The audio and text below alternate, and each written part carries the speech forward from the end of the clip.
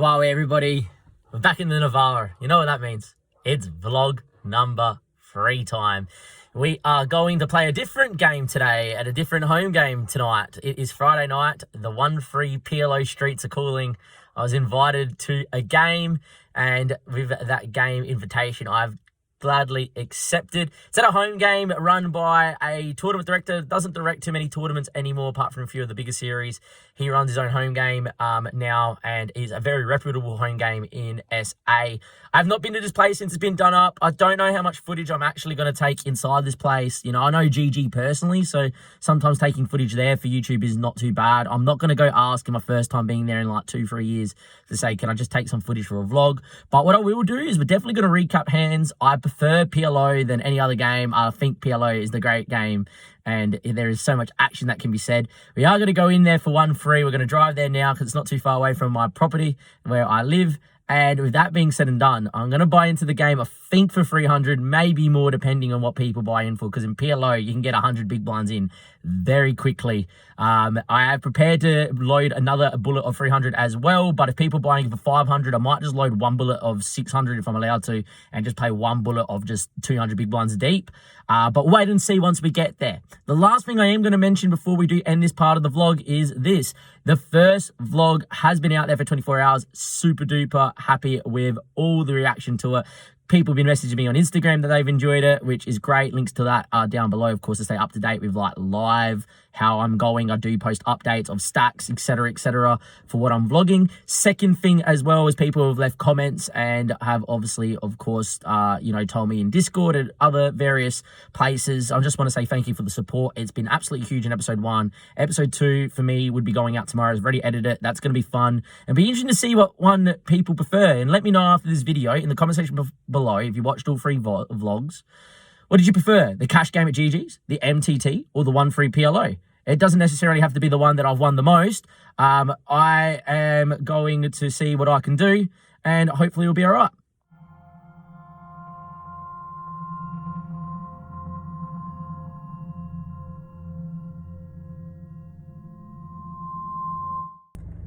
Back in the Navarra, guys. You know what that means? It means it is the end of the session. It's late here. I think it's like 1:30 in the morning. Let me check. Yeah, it's 1:30ish in the morning.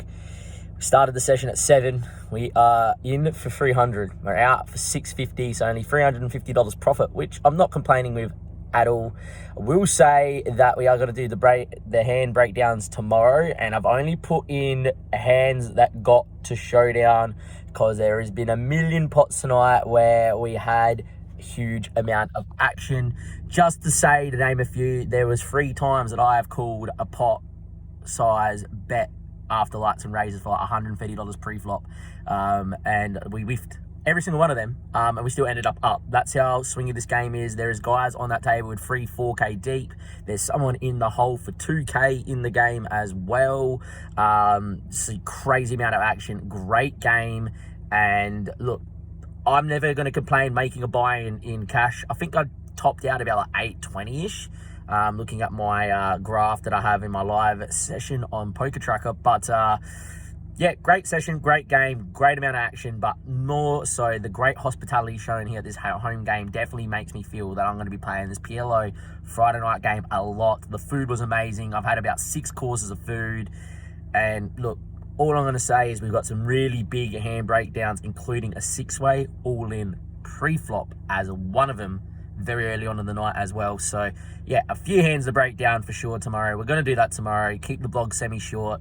And just look, while I do those hand breakdowns, probably explain a couple spots where we bet the river and people just give up. But yeah, here we are with obviously some sort of hand reviews tomorrow, in between cricket, before cricket, who knows. See you then. Welcome to the West Lakes foreshore, everyone. It's 2 days after our Friday night session, and I reckon in vlog number 3, with the bin chickens around, this is going to be a good spot to do the hand breakdowns. We've got 7. Let's get into it. Alright guys, welcome back. It is me. I'm in my Lex merch. It is a Sunday morning and the session was played on Friday. So I've had a couple of days to think about these hands, really break them down. Before we get into that, I want to say thank you so much for the support on vlog 1 and 2. And please, by all means, hit the like button, hit the subscribe button. A lot of you guys in the engagement section are non-subscribers, so give us a subscribe. It helps us reach more viewers. And I reckon let's get into hand number 1 here in PLO. If you see me look down a little bit, I have got my notes on my lap because there's no bench here today. So I thought good atmosphere, but maybe it may look a little bit weird when me keep looking down if I'm looking at notes just like that. Anyhow, hand number 1. I'm dealt in this PLO 1-3 game, the 9 Jack of Diamonds, the 9-5 of clubs in the cutoff. Obviously not a bad hand. We've got suited 9 Jack with, you know, 9s. Obviously the 5 does not much for us. Do advocate a lot of time in PLO to play hands that have 4-card, 4-card possibilities. So like obviously a hand like 9-10 Jack 8 is obviously a lot better. 9-9 Jack 8, 9-9 Jack 9s, 9-9 Jack 10, sorry, are better, obviously. But the 9 Jack 9-5 isn't too bad. And for a limped pot pre, I'd definitely go with it. So middle position limps, I limp, the button limps, the small blind and the big blind. Obviously, the small blind completes and the big blind does. Check along.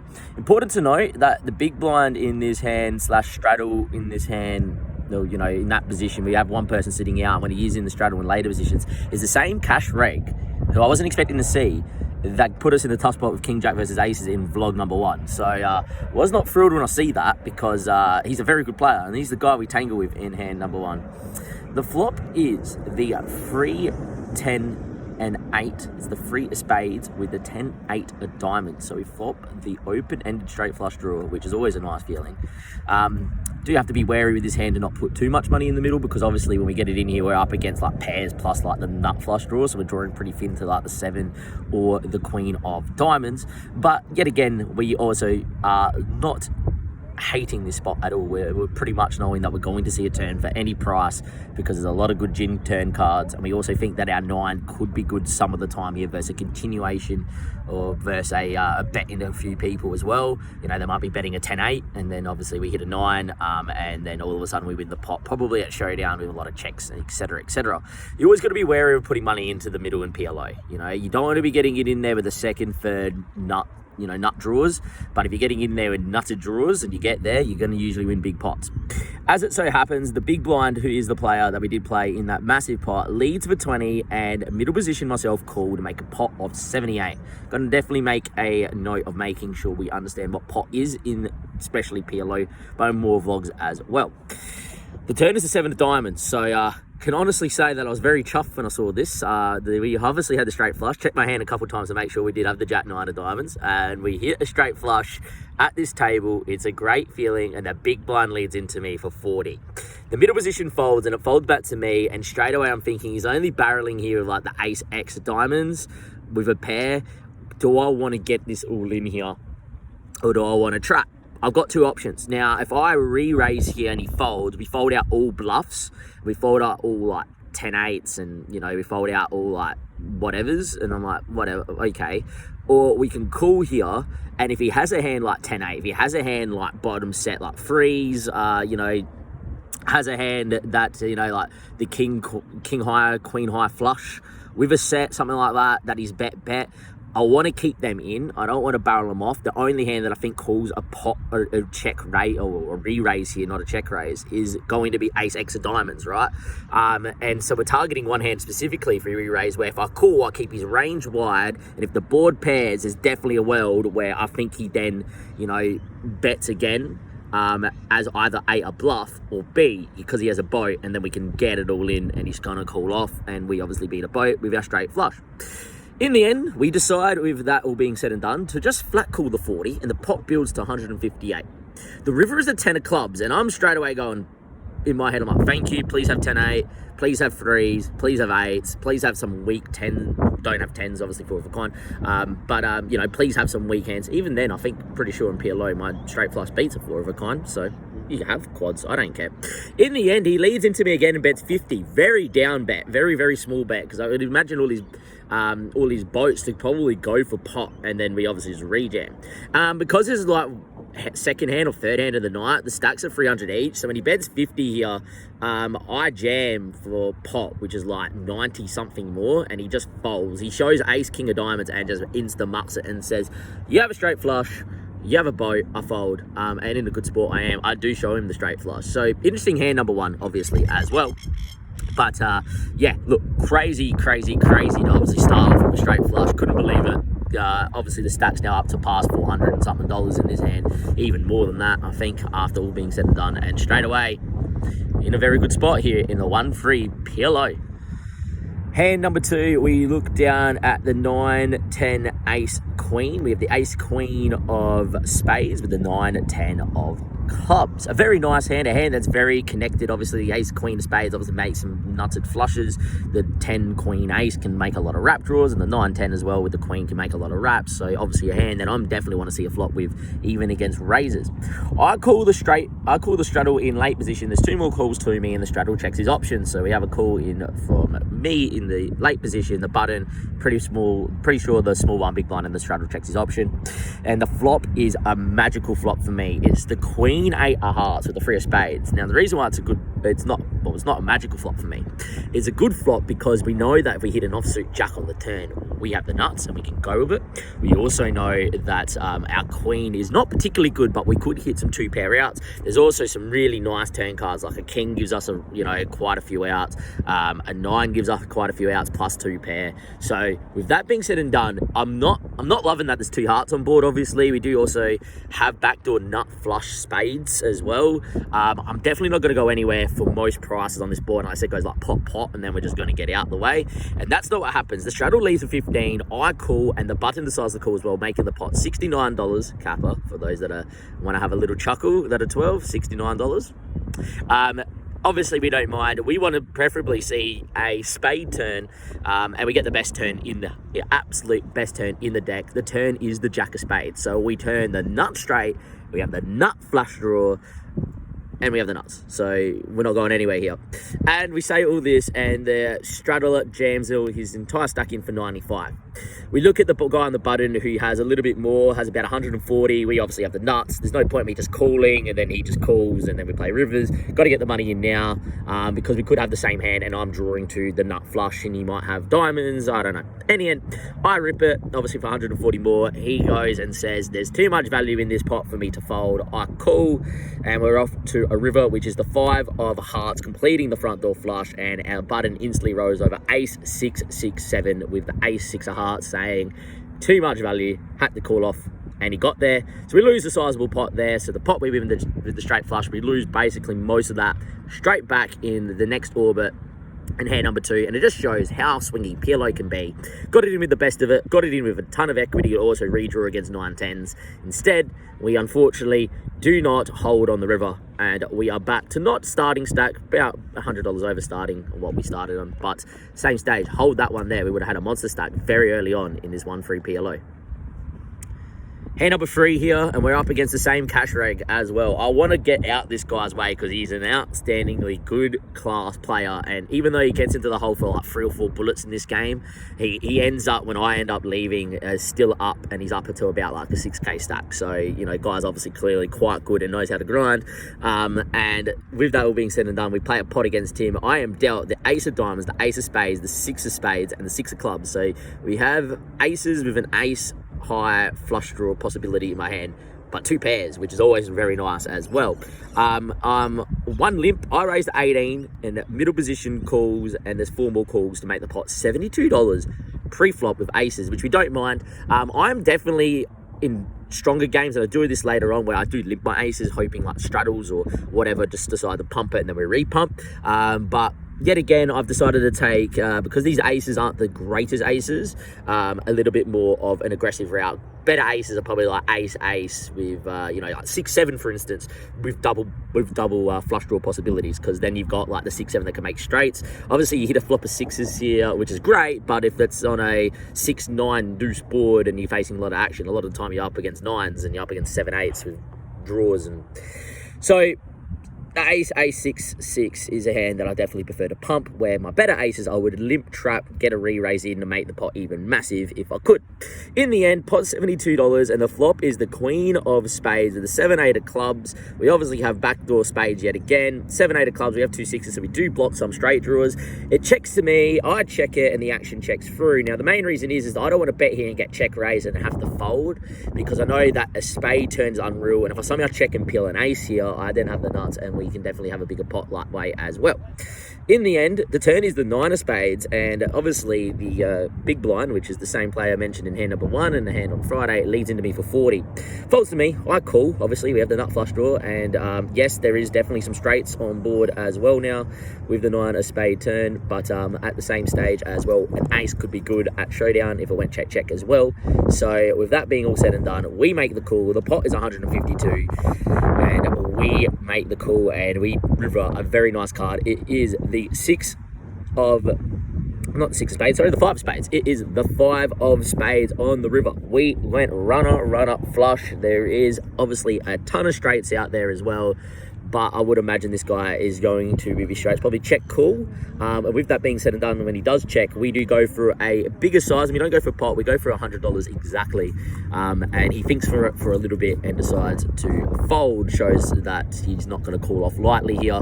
I guess when I check the flop, I do have like ace X of spades that I want to see a turn in a river with, or a turn of a spade that I can call with. In the end, I played the aces pretty well, I feel, in that pot. I feel like a lot of the mistake made in PLO by a lot of players is that they will c-bet every board. You don't have to with hands that have backdoor equity. Now, if your hand has definitely got front door equity, or you got like you need to protect or whatever, sure, by all means, and you pick a sizing. If you really need to protect, you go for pot, all that sort of drama. But I think with backdoor equity, with aces, that could still sometimes be good on certain turns and rivers. You obviously want to see a free turn, and so my check on the turn allows me to win a nice size pot here of $152 additional dollars, which is nice. And in the end, we cover the table now, because it's only been 3 or 4, but so the first 4 hands happen in the first half an hour to 40 minutes of the game, and that's where we get into hand number 4, the craziest PLO hand I've ever played in my life. Hand number 4, and I don't even know how post-editing Damien is going to edit this, because it is absolutely mental. I am dealt the ace 2 of clubs with the king, ace 2 of clubs with the king jack of diamonds, and we have a hand that I definitely want to see a flop with. The straddle is on. A straddler only has $192 behind, which is definitely there, and the small blind's just lost a chunk of money and only has $50 behind. In the end, it limps around to me, as in the full table, and I'm in, I think, middle position, late position, and I decide to call the limp. Fold to the small blind, who has only $56 in mind, and he decides to put in a pot size raise with the straddle on of all in. Just gets enough in there to make it all in. I think it might have been $2 off, and the dealer's just like, and the table's just like, yeah, for the extra $2, may as well just get you stuck in there, no dramas. The big blind then just calls, and it folds to the straddle. He puts it in there, all in, for $192. And you're thinking, Damien, you got the ace deuce of clubs with the king jack of diamonds, you're not calling all in here. Not for that price, but for what happens next, yes. There's 3 people left to act before me. The under the gun +1 player, who we is not in the straddle, who we tangle with a couple of times as well, we do mention him specifically in a hand later on, decides to then repop it all in there for $330. One of the older PLO cash regs that I've seen plenty of times at the casino decides to fold before then the guy to my immediate right decides, well, that's good enough for me. I'm all in for $230. Okay, folds to me now with the ace, deuce, king, jack, double suited.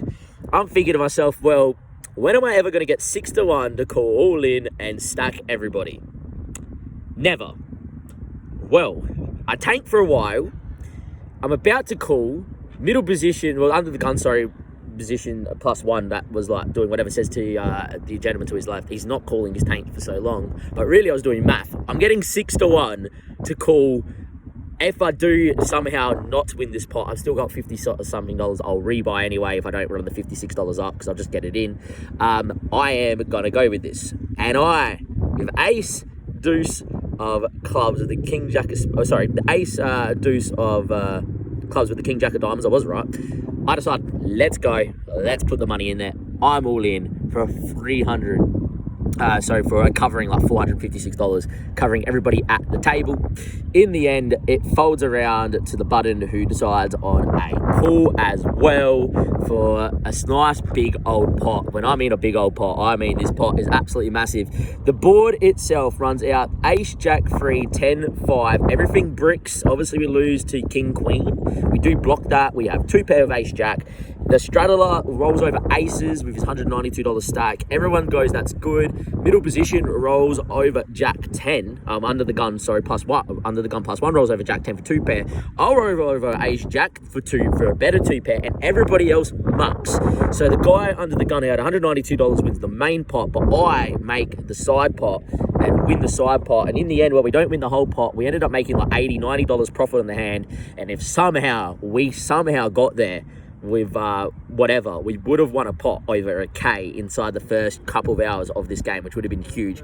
Absolutely mental hand, but there we are. Hand number 4, what can I say?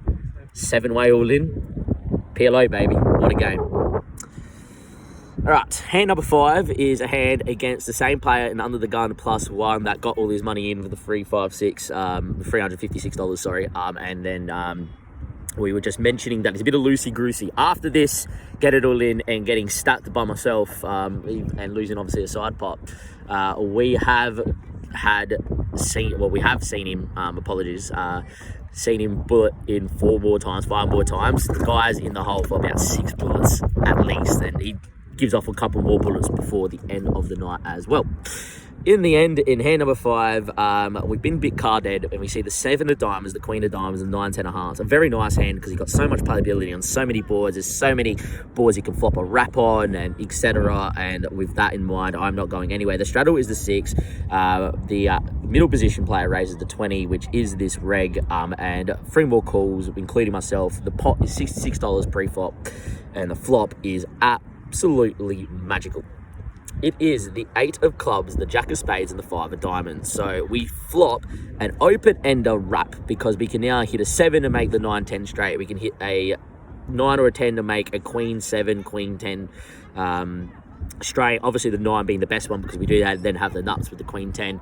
And then we would have a redraw to a king to make a higher straight, and all this sort of, redraw equity as well. We get it in against the same sort of hand. In the end, the flop is that good. It checks the middle position and he makes it pot. He doesn't make it pot, It checks to me, apologies, on the flop. I bet 20. We get 2 calls for the button big blind and middle position. Pot's $126. The turn is the 9 of diamonds. I turn the nuts with a redraw diamond draw, and before any hesitation, the loose, crazy, older gentleman who gets it in for his 4th bullet decides I'm potting for $252. I decide to pot for $438. He folds. I'm thinking we need a diamond because we're probably tropping. The river's the 4 of clubs, and he rolls over the 7, 6, 4, 5 for the low end of a straight. And I can't believe he couldn't get it in with that, because what am I betting and then obviously repotting with? Obviously he doesn't know I'm going to repot, but what's he doing it with? In the end, I roll over the queen 10 more out of sheer disbelief that I wasn't up against random other drawers. And well, the queen 10 is the nuts straight. There's no flushes. We scoop a $250 pot, or $250 big blind pot, stacks over $750 after a little bit of bleeding, which happens in PLO. And hand number 5 is a juicy one against a guy that we can definitely continue to target for the rest of the night. In hand number 6, we battled the same cash reg that we battled obviously tonight already, and obviously in vlog number 1. And we look down at the ace of diamonds, the ace of spades, the 6 of spades, and the 5 of clubs. Because there's a player sitting in, he's now in the straddle, and I've already seen him a few times in the straddle squeeze it. So with that being said and done, with aces here, I'm definitely going to limp in with the straddle with the intention of re-squeezing. He's already made a few comments now about being up a couple K that he just wants to get money in the pot and stack people. With that being said and done, perfect time to trap. Unfortunately for ourselves, a few more calls, and he decides to check his option. Ouch.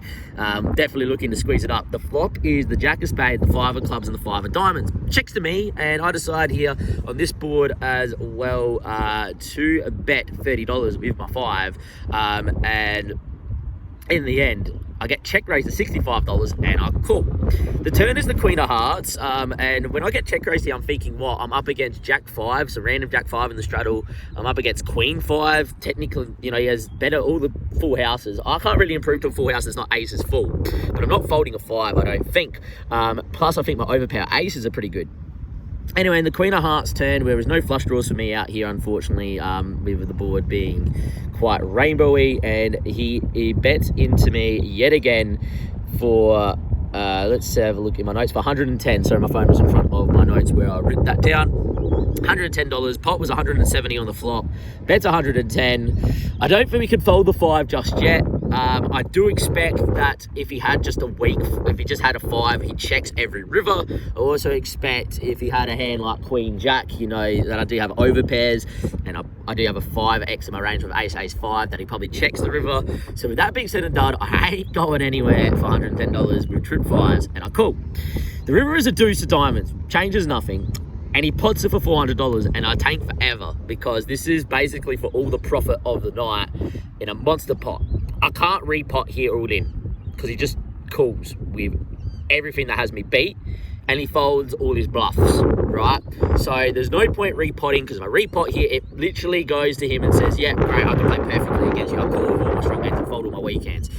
So my options are cool, because I can cool down all his bluffs, and obviously we have ace, ace 5, which is unreal, or we fold and make a hero fold.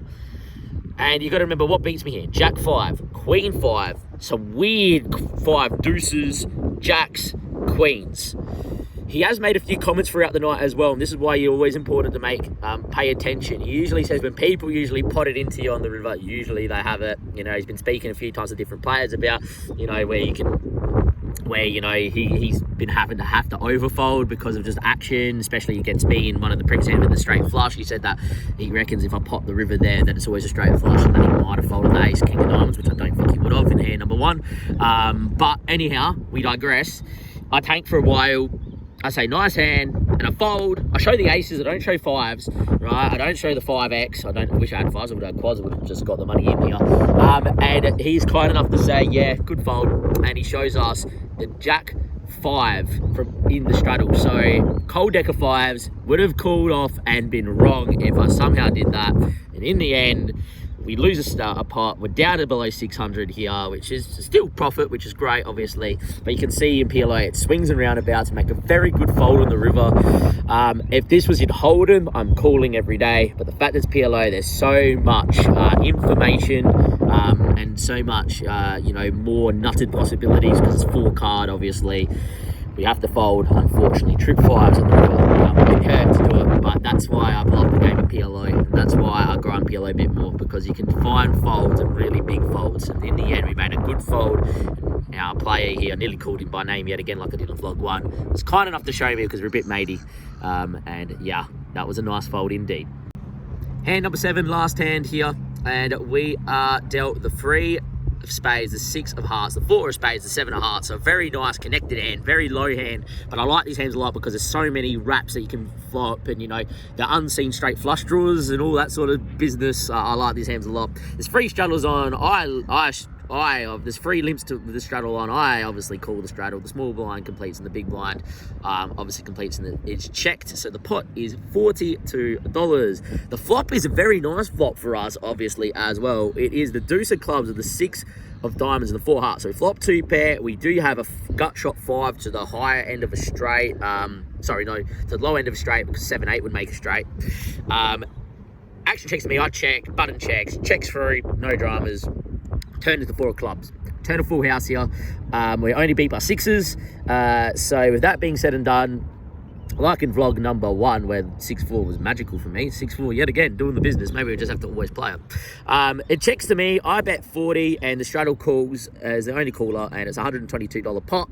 And the river is the Queen of Hearts. So we need to get called on the paired board, because when I check, then bet, I probably have a lot of boats in my range. We need to target straights, and we need to target weird like 7x hands, pairs like 9s, 10s, hands that didn't want to raise pre-flop that do have 2 pair on a paired board.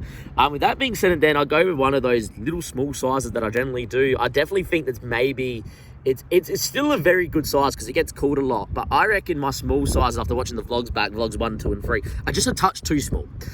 So obviously I bet $30 into 122 here. I would have loved to see 50. I know that extra $20 doesn't sound like a lot, but that kills your win rate at the end of the day, because if he's calling 30, he probably calls 50, right? There's obviously a couple times in the MTT where I was betting like 2.5k into a pot of like, what, 20. I'd like to see 5 or 6. There's extra little few Ks in tournaments, or a little bit of extra money and cash helps your win rate. Something I might try and do in my next session, maybe slightly upsize my smaller bets slightly. In the end, I bet $30 for value, obviously. We also are beat by a weird queen forehand. And the reason why I bet $30 as well, if I get repotted, it's less to call. So I don't mind this sizing in PLO. But in Hold'em, definitely going to go for a slightly bigger size. I don't think there's many queen 4s. I would have known about a 4. He would have potted it. We would have got it all in and ran it like twice on the river, something like that. But in the end, we bet $30. We try to get a hero call from like bigger 2 pairs and, weird, the straights and all that sort of stuff the straddle could had. In the end, he does call. I show because I'm first to show because I get called. Pot's $182. He calls. He mucks. We win. We get upwards of $700. We see a few other flops. We actually got up to $800, and then there was a hand where it was raised to $132 pre-flop, 5 calls, and we called on the button with 9, 10, 10, 5, and missed that, which we could have won a monster pot in. And yeah, look, just crazy amounts of action. What a game. Loved it dearly. We ended up on the night, like I said, in a previous video and on my Instagram. If you haven't followed that, links down below. Come follow me live on Insta, where we get into the game for 300. We're out of the game for 660. Tip the dealer 10, so it's just a clean 650.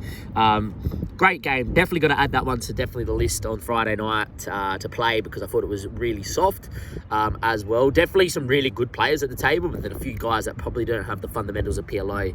And for someone that plays a ton of PLO online, when I do play online, is a game that I think is definitely a game that I'm definitely going to look to target to play a lot more in the future. If you have enjoyed the vlog, please leave a like, subscribe to the YouTube channel, just give it a like for the Lex merch. Look how clean it is. I can't wait to go to Lex Live next year, definitely on my agenda.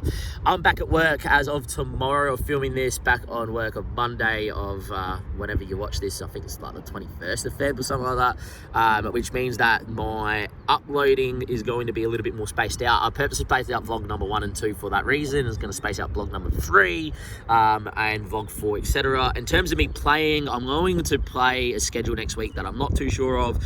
We'll just see how work is on, different sort of hours, drive with traffic, all that sort of stuff might hinder me playing a couple of cash games throughout the week, but definitely look to target a Friday night, and maybe the $100 tournament yet again calls my name on the Thursday night, who knows. But we'll leave that by ear. Instagram for updates, like I mentioned.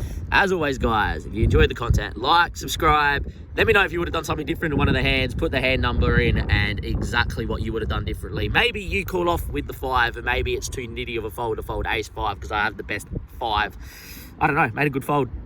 He had a boat, so I don't know. You let me know. Anyway, from Damo, I'll see you next time for vlog number 4.